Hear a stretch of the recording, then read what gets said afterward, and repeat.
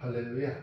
오늘 하나님께서 예배 속에서도 우리에게 아마 귀한 은혜를 허락해 주시고 하나님의 은혜 속에 참 기쁨의 삶을 살고자 하는 우리 모두가 되게 해 주실 것을 믿습니다. 네. 시간에 말씀의 교제를 좀 나누시기 전에 옆에 분들아 한번 엄지손가락을 이렇게 한번 드시고 굿타이밍이야. 그리고 한번 인사해. 시작. 굿타이밍이야. 무슨 굿타이밍일까요? 우리가 삶을 살면서 타이밍이 되게 중요하다. 이제 그런 얘기를 자주 하죠.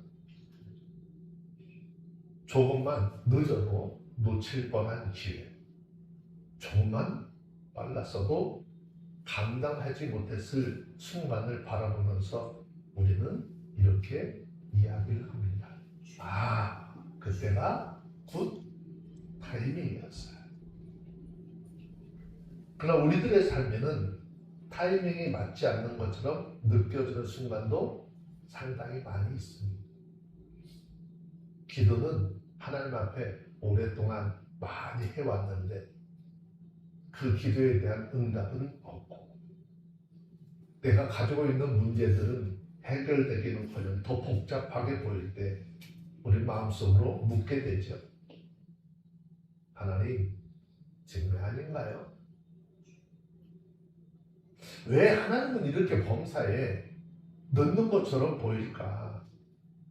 오늘 본문 이사야서 18장은 그런 질문 앞에 서 있는 우리에게 아주 중요한 사실을 알려주고 있습니다. 하나님은 일하시되 결코 늦지 않으시고 서두르지 않으시고 언제나 가장 적절한 순간에 일하시는 하나님이라고 하는 것을 알려주고 있습니다. 겉으로 보기에는 하나님은요 아무 일도 하지 않는 것처럼 보일 때 하나님은 모든 것을 보고 계시는 것이고 하나님의 시간표에 따라 조용히 일을 하고 계시는데 오늘 우리는 이 말씀을 통해서 사람의 눈에는 늦어 보일 수 있지만 하나님의 시계로는 언제나 굿 타이밍이 하나님의 일하심을 함께 묵상하면서 은혜를 나누는 시간이 되기를 주의 이름으로 축원합니다.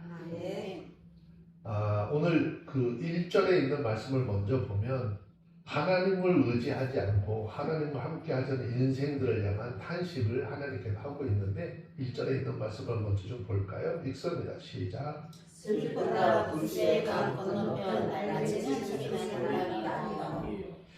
슬프다 구스의 강 건너편 날개치는 소리 나는 땅이요. 자, 이사야서 18장은 본문 시작하면서 아주 독특한 표현으로 한 나라를 불러내고 있죠. 이 말은 단순히 시적인 표현이 아닙니다. 이사야는 이 한 문장 안에 어떤 나라죠? 구스라고 하는 그 나라의 상태와 문제를 담아내고 있는 것입니다. 먼저 구스의 강 건너편이라고 하는 이 말은 이 당시 사람들에게 멀고 강대한 나라, 즉 사람의 힘으로는 감당하기 어려운 그런 세계를 떠올리게 하는 것입니다. 즉 인간의 눈에는요 매우 커 보이고 두려운 현실인 것이죠. 그런데 이사야는 그 나라를 향해서 뭐라고 그러죠? 날개치는 소리 나는 땅이라 그랬습니다. 이 말은 무엇을 의미할까요? 무엇인가 날개를 치는 소리. 날개치는 소리는 주로 새들이 그렇게 날개치는 소리를 내잖아요. 지금 새가 날개를 친다라고 하는 것은 어떤 의미죠? 가만히 있지 못하고 무엇인가를 위해서 쉼없이 퍼덕거리고 있는 그런 끊임없이 분주한 모습을 표현하는 것입니다. 이 표현은 그 나라가 매우 활동적이고 역동적이며 군사적, 외교적으로 끊임없이 움직이고 있다. 그런 뜻입니다. 그런데 동시에 그 분주함 속에는 평안함이 있는 것이 아니라 불안함과 초조함이 깔려 있다라고 하는 것을 보여주고 있습니다. 그래서 이사야는 이 나라를 향해서 기쁘다고 그랬어요? 슬프다고 그랬어요? 슬프다라고 이야기하는 것이. 왜냐하면 그들의 분주함은 하나님을 믿고 신뢰하면서 나온 것이 아니라 자신들의 힘만으로 살아남으려고 하는 몸부림이었기 때문인 것이죠. 다시 말하면 여기에 말하는 날개치는 소리, 이 말은 능력을 상징하는 것이 아니라 안식이 없는 삶의 소리를 이야기하는 거예요. 뭔가 평안함이 없어서 뭔가 살 길을 찾아보려고 움직이고 시끄러운 그런 모습을 보여주고 있습니다. 그런데 이 말씀은 2000년 전에 한 나라를 향한 말씀일까요? 그렇지 않습니다. 이 모습은 오늘 이 시대를 살아가는 우리의 모습과도 너무 닮아 있다라는 것이죠. 우리는 삶을 돌아보면 무엇인가를 위해서 열심히 움직이고 멈추지 않습니다. 뭔가 자기의 목적을 이루기 위해서 계획하고 대비하고 움직이고 준비하지. 세상에서 쉼없이 날갯짓하며 살아갑니다. 그러나 그 분주함 속에 하나님을 신뢰하고 하나님을 믿는 믿음이 없다면 성경은 그 삶을 슬프다라고 하는 것입니다. 하나님 없이 분주한 삶, 하나님의 때를 기다리지 못하는 삶, 그것이 바로 날개치는 소리가 나는 땅이라고 이야기합니다. 자, 그러면서 2절에 보니까는 뭐라고 말씀했는지요? 2절 말씀으로 넘어가서 묻겠습니다. 시작. 갈 때 배를 물에 띄우고 그 사자를 수로로 보내며 이르기를 너희 경첩한 사자들아 너희는 강물이 흘러남이 나라로 가되 장대하고 준수한 백성 곧 시초부터 두려움이 되며 강성하여 대접을 받는 백성에게로 가라 하도다 그랬어요. 이 말은 유다에 와 있는 구스의 사자들을 향해서 선지자 이사야가 전하는 권고의 말입니다. 구스가 아수르가 자기들을 침공한다는 소식을 전해 듣고 그에 앞서서 그 일을 대비하기 위해서 주변 많은 나라들에게 사절단들을 파견합니다. 그 이유는 구스라고 하는 나라가 단독으로 아수르라고 하는 나라를 대적하기가 어려웠기 때문입니다. 이 당시 구스는요, 근동 지역에서 강한 나라이기는 하였지만 아수르를 상대할 정도로 강대한 나라는 아니었습니다. 이 당시 아수르는요, 근동의 최강이었습니다. 아수르는 전쟁에서 패하는 법이 없었습니다. 그러므로 구스가 아수르가 자신의 나라를 침략할 것이라고 하는 그 계획을 듣고 주변 나라들에게 어떻게 해요? 사절단을 보내서 동맹을 체결하는 등 대책을 마련한 것은 어떻게 보면 잘한 일이었다고 할 수 있겠죠. 그런데 본전에 보면은 그런 구스에 대하여 이사야 선지자는 강성하여 대적을 받는 백성의 나라라고 소개를 하고 있습니다. 이 말은 구스가 아수르의 침공 소식을 듣고서 보인 반응과 어울리지 않는 표현처럼 보이지요. 자, 여기서 대적이라고 하는 것은 구스가 정복한 나라들을 의미하기도 하지만 장차 그들이 대적할 아수르를 지칭하는 이야기로 보아야 하는 것입니다. 그렇다면 본절에서 아수르에 대한 구스의 승리를 예고하고 있는 것이다 라고 할 수 있겠죠. 구스는 애굽이라고 하는 나라가 자신의 나라를 칠 거라는 소식을 듣고 두려워해서 거기에 대비하도록 하기 위해서 굉장히 부산하게 움직였어요. 이사야는 무슨 근거로 구스를 가리켜 강성하여 대접을 받는 백성이라고 이야기를 했을까? 그것은 구스에게 실제로 아수르를 대적해서 이길 만한 잠재력이 있어서일까? 그렇지 않아요.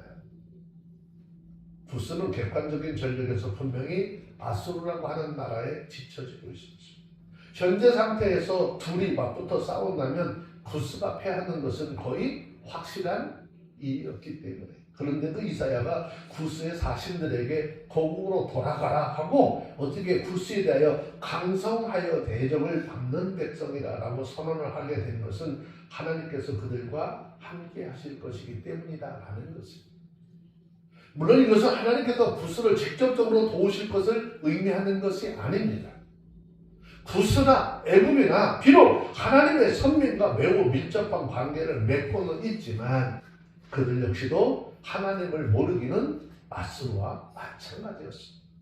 그러므로 하나님께서 그들을 직접적으로 도우신다라고 하는 것은 생각하기 어려운 일이죠. 그런데 하나님께서 이 아수르의 침공 아래서 도움의 손길, 구원의 은혜를 간구하는 하나님의 백성들의 유다를 도우실 것이고 그 유다를 통해서 구스에게까지도 은혜를 베푸실 것을 설명하고 있는 거예요. 아멘.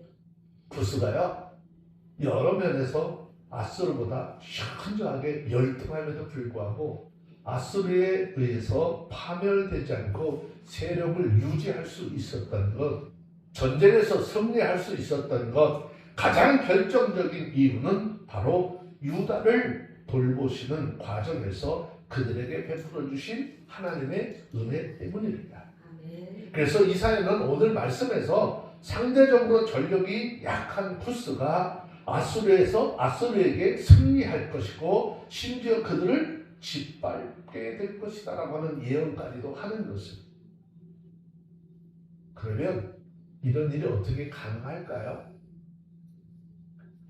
이런 일이 어떻게 가능할 수 있느냐라고 하는 의문을 가질 수밖에 없죠. 그런데 하지만 이 일은 사람의 힘이나 능력이 아니라 바로 천지의 주제가 되신 전능하신 하나님의 은혜로 일어난 일이라는 것이죠. 아멘. 실제로 역사를 돌이켜보면 예루살렘을 포위하고 있었던 아수르군은 하나님의 사자에 의해서 몰살당하게 되죠. 그리고 급하게 두려움에 휩싸여서 후퇴를 하게 됩니다.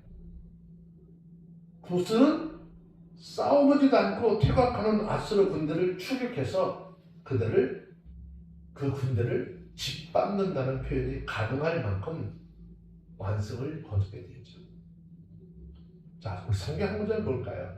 요한일서 4장 4절의 말씀 한번 봅시다.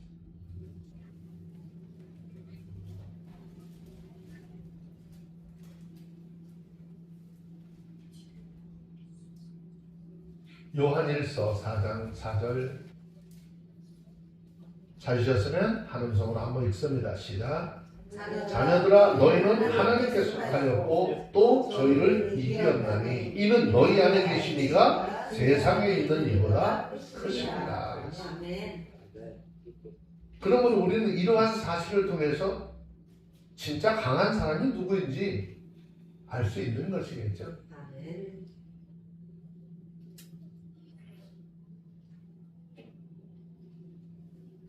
저희 딸내미하고 집에서 잠깐 이야기를 하는데 진짜 강한 자 얘기를 이렇게 툭 던져놓더라고요. 강한 자가 이길까요? 이기는 자가 강할까요? 강한 자가 이깁니까? 이기는 자가 강한 거죠. 항상 뭐든지 우리가 사는 삶 속에는 변수라는 것이 있죠. 운동 경기라는 것들을 통해서 그러한 일들이 종종 우리 가운데 일어나고 그것 때문에 환희를 하는 거죠.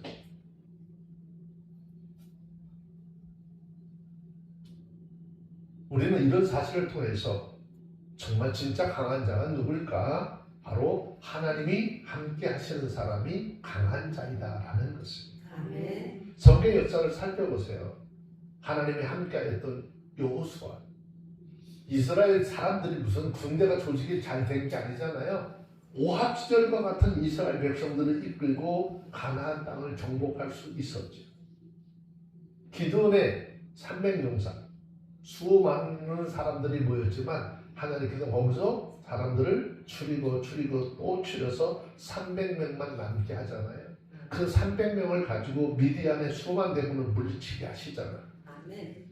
하나님이 함께 하셨기 때문에. 아멘. 우리 소년 다윗, 골리앗 싸움을 너무나 잘 알잖아요. 골리앗이라고 하는 사람은 그 당시에 어마어마한 무기로 무장을 하고 나왔던 사람이죠. 다윗이 그 골리앗을 향해서 뭐라고 해요? 너는 단창과 창과 칼과 방패로 내게 나오지만 나는 만군의 여호와 하나님의 이름으로 내게 나가노라. 하나님을 의지하고 나가서 그 아무도 감당하지 못했던 골리앗을 쓰러뜨리는 역사가 있습니다. 여러분, 하나님이 함께 하시는 사람은 그의 힘과 능력과 관계없이 진정한 강한 자라고 하는 것입니다. 오늘 저와 여러분들이 하나님이 함께 하시기 때문에 우리는 세상에서 그 누구보다도 강한 자들이라 라고 하는 것을 잊지 않기를 바랍니다. 하나님이 함께 하시는 사람은 어떤 대적도 어떤 난관도 극복하고 승리할 수 있는 것입니다. 하나님에 대한 믿음만 있다면 그 어떤 대적이라도 능히 물리쳐 이길 수 있는 것입니다. 그러므로 우리 모두 하나님께서 함께 하시는 사람으로서 여기에 대한 확신을 가지시기를 주의 이름으로 축원합니다. 그리하여 하나님에 대한 강한 믿음으로 거듭하여 몰려오는 대적해오는 그 대적들을 다 물리치시고 승리하는 삶, 당당하고 떳떳한 삶을 살아갈 수 있는 저와 여러분들이 다 되어주시기를 주의 이름으로 축원합니다. 하나님은요, 세상에 어떤 사람들이 뭔 일을 하고 영광 받으시는 것이 아니라 하나님이 이루신 승리의 소식을 온 세상에 알게 하시고 그 하나님의 일하심을 통해서 찬양하는 것을 통해서 영광 받으시기를 원하세요. 자, 3절에 있는 말씀을 함께 봅니다. 시작. 세상의 모든 거민 지상에 거하는 너희여 산들 위에 기호를 세우거든 너희는 보고 나팔을 불거든 너희는 불을 지어주리라. 여기 산들 위에 세우는 기치라고 하는 것은 뭐죠? 승리의 소식을 알리기 위해서 산들 위에 세우는 깃발을 의미하는 것입니다. 그리고 여기서 알리는 승리의 소식이라고 하는 것은 아수르에 대한 예루살렘의 승리의 소식을 이야기하는 것입니다. 이 당시 이렇게 전쟁에서 승리할 경우에는 산들 위에 깃발을 세우고 나팔을 불어서 그 소식을 주변의 많은 사람들에게 알리게 됩니다. 유다도 예루살렘에서 아수르군을 격퇴한 후에 유다의 각 산마다 깃발을 세우고 나팔을 불어서 그들의 승리의 소식을 만방에 알렸을 것입니다. 그리고 많은 사람들이 이 소식을 들었을 때 이스라엘의 하나님에 대해서 경외감을 갖게 되었을 것이라는 것이죠. 여러분,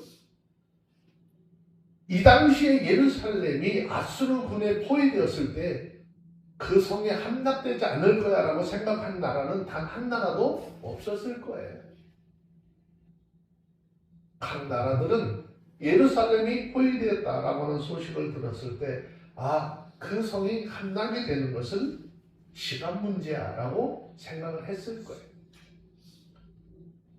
예루살렘이 아무리 견고한 성이라고 하지만 수십만 대군의 공격을 견뎌낼 정도는 아니었기 때문이죠. 그때 많은 사람들이 그런 광경을 보면서 아마 그랬을 거야. 이제는 유다는 끝났어. 이제는 유다는 다 끝났어! 라고 하는 그 순간에 오늘 제목이 뭐죠? 그 타이밍이에요. 하나님은 그 귀한 시간에 일하심으로 그들의 예상 모두를 다 빗나가게 하시죠. 그들의 예상과는 달리 예루살렘에 승리하였다는 깃발이 올라가고 만방이 예루살렘이 무너지지 않았어. 그들의 승리자가 되었어 라고 하는 것을 알게 했다는 것이에요. 이유가 뭐예요? 정말 하나님께서요 기가 막힌 타이밍에 일하셨기 때문에. 자, 우리 열왕기 하 19장 35절 말씀을 한번 봅시다.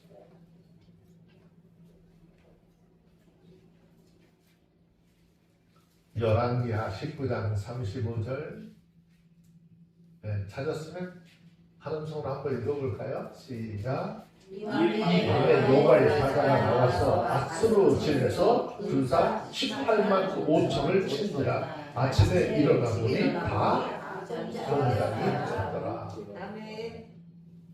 만군의 여호와 하나님의 능력이 천사를 통해서 예루살렘을 함락시키려고 있었던 아수르 군사들을 몇 명이 죽었다고요? 8만 5천 그냥 아무것도 아닌 것 같죠? 여러분 이게 얼마나 큰 힘이에요?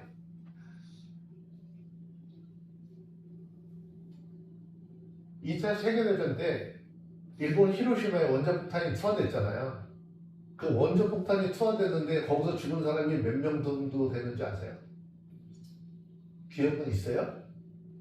약 한 11만 명 정도 추산이 돼요. 아니 원자폭탄이 하나 떨어졌는데 11만 명 정도가 죽었대요. 그러면 지금 하나님께서 일하시는 이거는 지금 그 폭탄의 위력보다도 하나님이 있는 힘을 다 쏟은 것도 아니잖아요. 누구 하나를 보내서 천사들을 보냈대요. 근데 하나님은요 아무도 생각지도 못한 그 기가 막힌 타이밍에 무너질 거야. 쟤는 이제 다 끝났어라고 하는 그 순간에 하나님께서 천사를 보내서 일하십니다. 이처럼 예루살렘의 소식을 승리의 소식을 듣게 되었을 때 각 나라의 반응은 어땠을까요? 아 쟤네들 다 끝났어. 이제 볼 것도 없어라고 했었는데 어머 그들을 수십만 예루살렘 성을 애워싸고 애워쌌던 모두가 죽었어. 승리의 깃발이 올라갔어요. 그걸 바라보던 사람들이 무슨 당연히 만군의 여호와 하나님에 대해서 경외감을 갖지 않았을까요? 왜 그런가 하면 이 당시 국가와 국가 간의 전쟁은요 사람들과 사람들의 전쟁이 아니라 그들이 섬기는 신과 신들의 전쟁으로 여겼습니다. 사람들은 그저 그 싸움에 섬기는 신들의 전쟁의 대리전에 불과하다고 생각을 했어요. 그래서 예루살렘의 승리는 곧 이스라엘의 하나님이신 만군의 여호와 하나님의 승리로 여겨지고 그 승리의 경외로움이 인하여 사람들은 하나님에 대하여 경외함을 가질 수밖에 없었죠. 그래서 이사야서 18장 7절에 보니까 뭐라고 그랬어요? 구스 사람들은요 예루살렘의 소식을 듣고 하나님 앞에 들을 예물을 가지고 하나님의 이름을 두신 곳 즉 시온산에 이를 것이라고 하죠. 한번 보세요. 17절 시작. 7절에 죄송합니다. 7절 시작. 그때 강들이 흘러나오는 나라의 장대하고 준수하며 시적으로부터 두려움이 되며 강성하여 대적을 받는 백성에게서 만군의 여호와께 들을 예물을 가지고 만군의 여호와 이름을 두신 곳 시온산에 이르리라. 예루살렘은 승리의 소식을 전했고 그 승리의 소식을 들은 주변 나라들은 하나님께로 예물을 드리며 경배하러 찾아오게 되었습니다. 정말일까요? 정말일까? 잘 모르겠죠. 역대하고 넘어가서 역대 32장 21절 22절 23절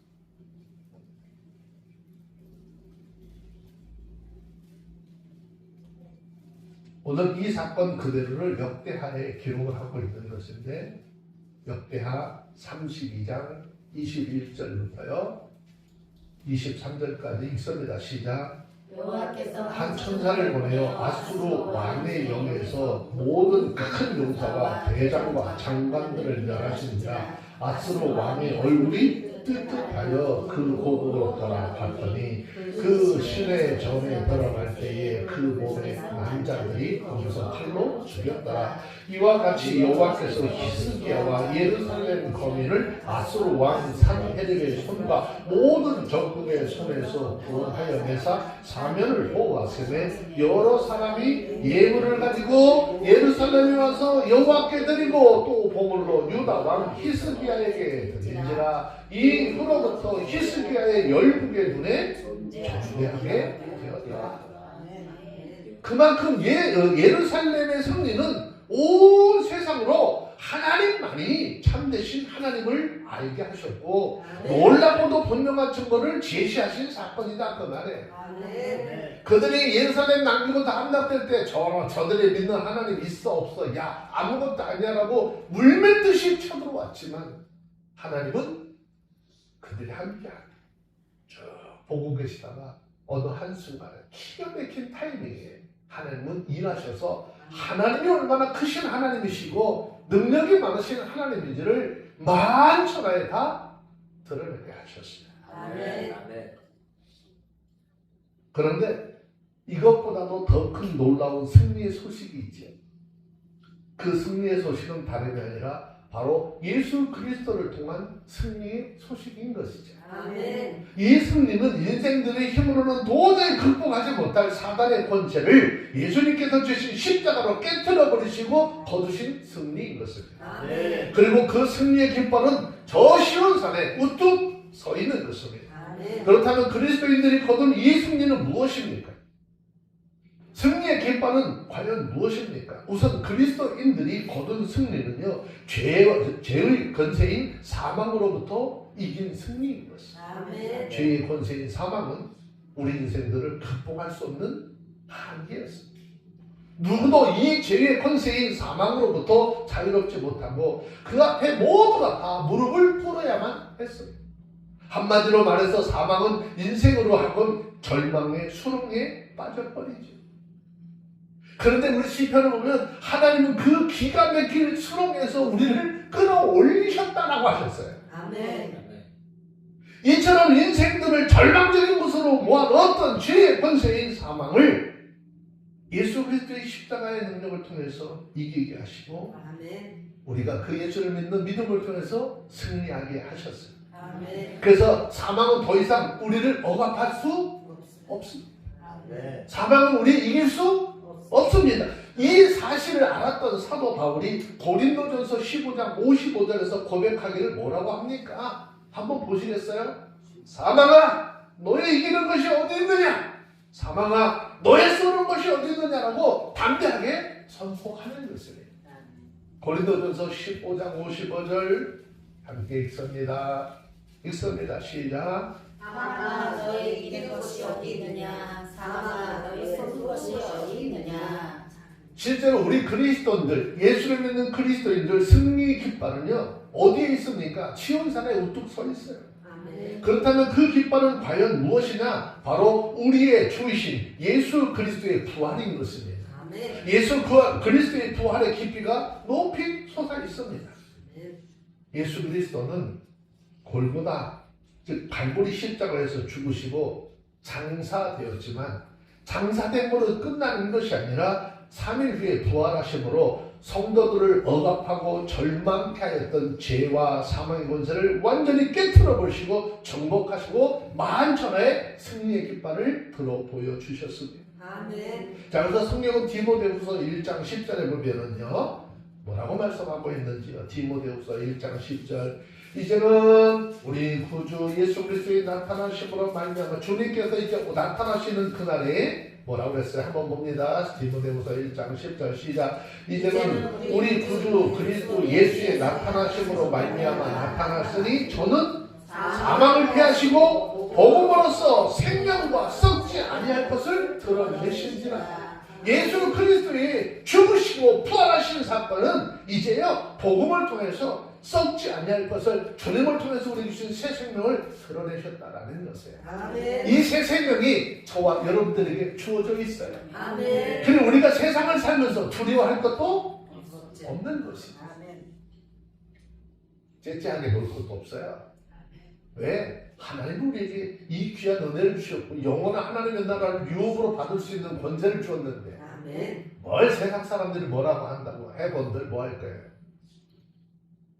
우리는 이로 말미암아 만천하에 하나님의 놀라운 구원의 사역을 보고 하나님 앞에 경배하기 위하여 나오는 자들이 끊임없이 줄을 잇고 있는 것이죠. 아멘. 오늘 이 예배에 나온 우리도 우리를 구원하신 그 하나님 앞에 어떻게 해요?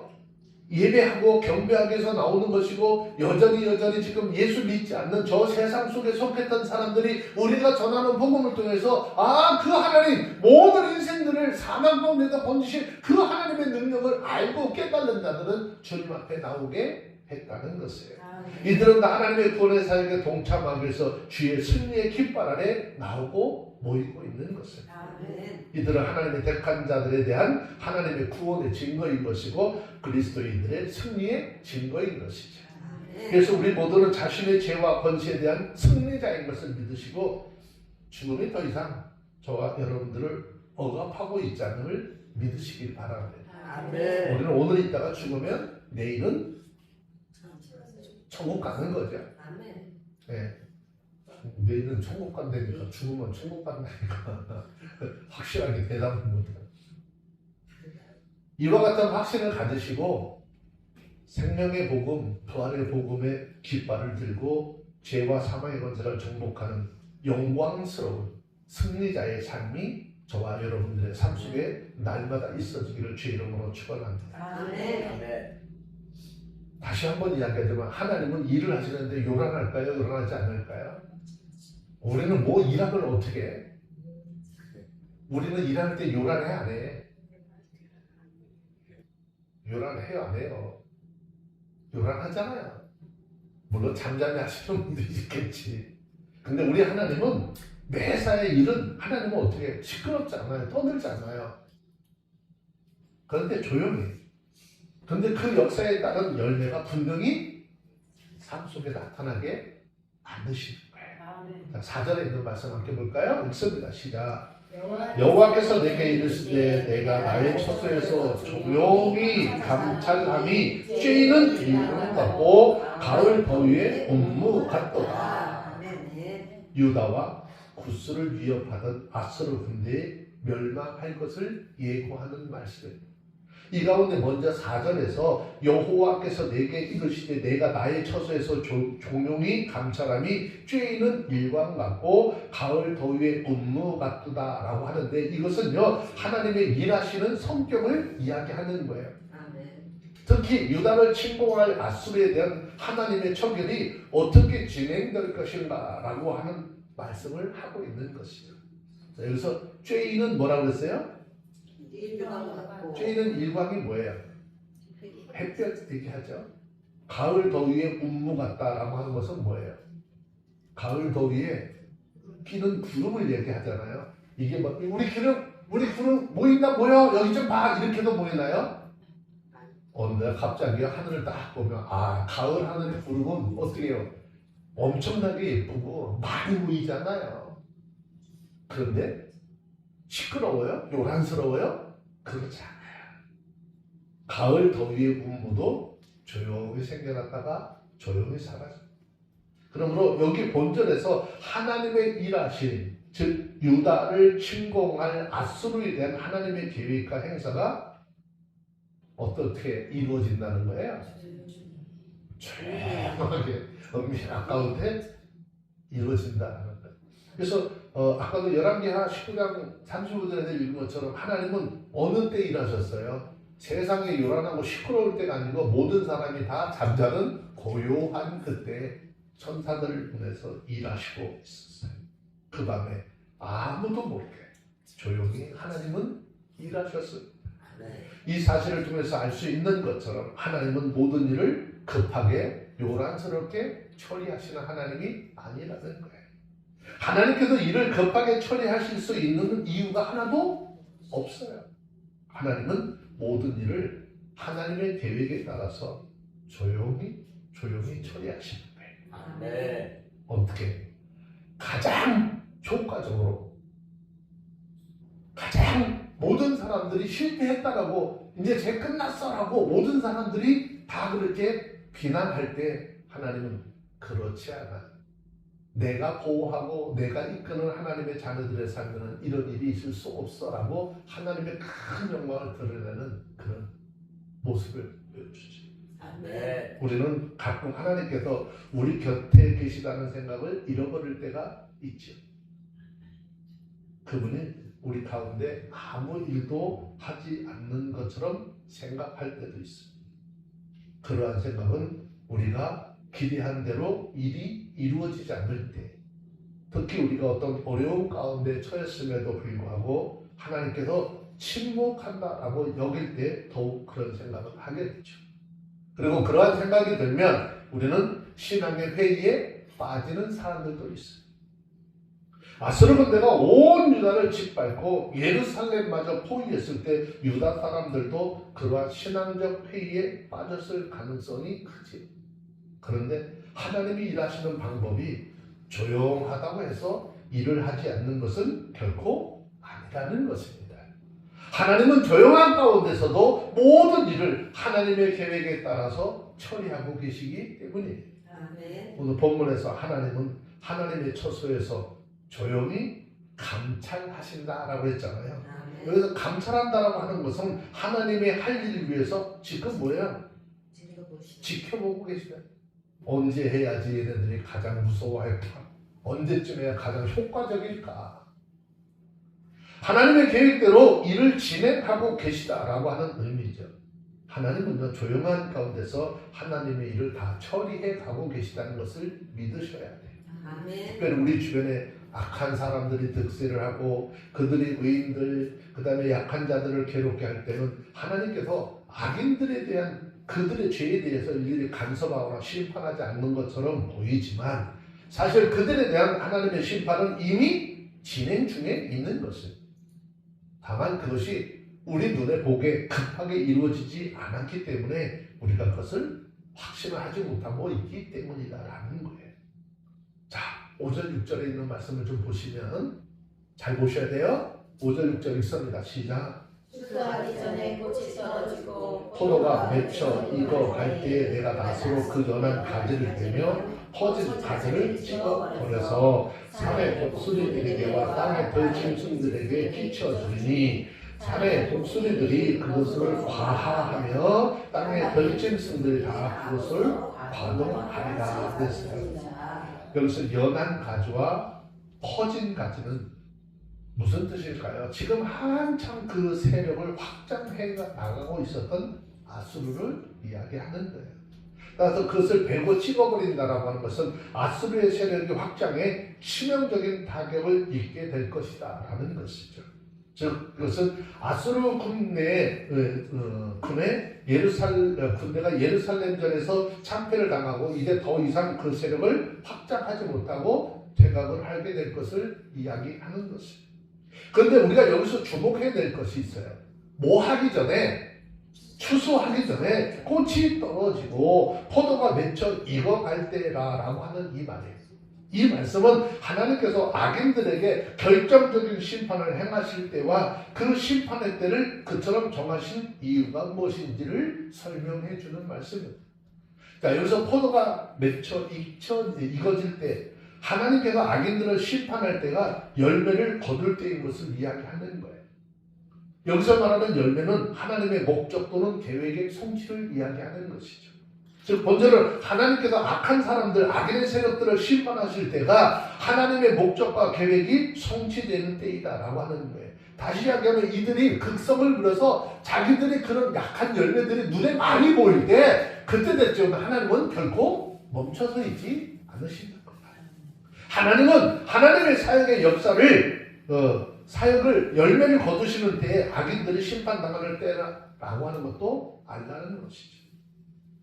하나님께서 그 목적을 거두실 때에 우리가 복이 일하시지 않는 것처럼 조용히 일하는 거예요. 우리가 눈으로 볼 수 있도록 일하시는 하나님 아니에요. 하지만 조용히 일을 하신다라고 해서 일을 하지 않느냐 그거 아니에요. 다만 결정적인 때가 이르기를 기다리며 모든 것을 섭리해 가신다. 아멘. 우리는요 말을 해도 말을 안 듣는 사람들 보면서 하는 말이 있잖아요. 아니 저게 무얼 벌어 매를 벌고 있네. 말로 할 때 좀 듣지. 계속해서 저와 여러분들은 하나님이 거두시고자 하는 열매가 무엇인지 다 알 수는 없습니다. 아수르의 유다 침략을 허락하시고 잠시 동안이나마 또 조용히 계신 것은 그들을 통해서 타락한 유다를 징계하심으로 그들을 다시 순수하게 만들기 위한 연단을 위함이었습니다. 이것이 하나님이 악한 아수르의 유다 침공을 허용하심으로써 거두고자 했었던 신앙의 열매인 것이죠. 그리고 그 목적을 다 이루셨을 때 하나님은 결정적으로 역사하셔서 아수르 군대를 다 멸하셨습니다. 우리는 하나님의 이런 행사를 분명하게 알라라고 하는 거예요. 아멘.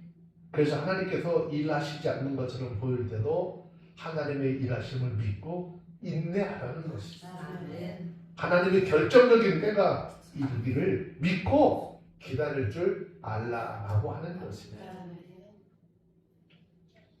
우리 모두 지금 내 눈에 하나님의 일하심이 보이지 않는다 할지라도 여전히 하나님은 우리의 일을 해 나가고 계심을 믿고 조급한 마음 다 내려놓으시고 범사에 인내하며 하나님의 일하심을 나타내 보이시는 그날까지 하나님께서 일하시고 우리가 그 하나님을 믿는 믿음을 많은 사람들에게 드러내며 하나님의 영광을 세상에 선포하는 하나님의 사람들이 다 되어주시기를 주의 이름으로 축원합니다. 기도하겠습니다.